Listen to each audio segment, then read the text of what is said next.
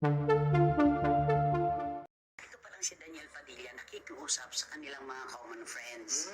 Nilalapitan ni Daniel Padilla para pakiusapan, baka ma-win back pa niya si Catherine. Daniel Padilla, desperado nang ma-win back ulit si Catherine Bernardo, matapos ang tila roller coaster ride ng relasyon ni Catherine at Daniel Padilla, tila hindi pa nakaka-move on itong si Daniel, dahil desperado na umano itong makikipagbalikan kay Catherine at hinihingi umano nito ang tulong ng kanilang mga common friends, upang palambutin ang puso ng kanyang ex-girlfriend.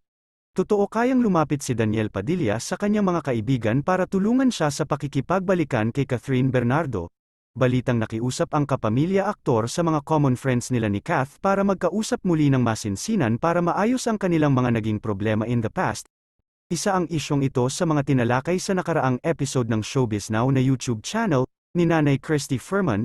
Mukhang desperado na raw si Daniel sa kanyang kagustuhang mapasa kanya uli ang ex-girlfriend, sabi ng veteran showbiz columnist at host na si Nanay Christy.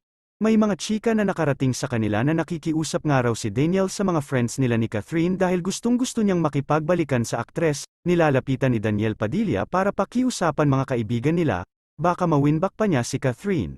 Ayon naman sa co-host niyang si Romel Chica, parang imposible raw makialam at makisawsaw ang mga friends ng aktor sa breakup nila ni Kath, kasi yung paraan at dahilan ng paghihiwalay, hindi maganda katwiran ni Romel.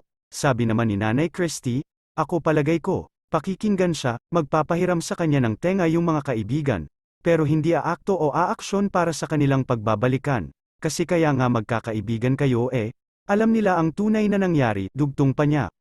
Payo pa niya kay DJ. Dapat siya raw mismo ang gumawa ng paraan para makuha niya ulit ang puso ni Catherine para maramdaman ng dalaga na sincere at totoo ang kanyang pagsisisi.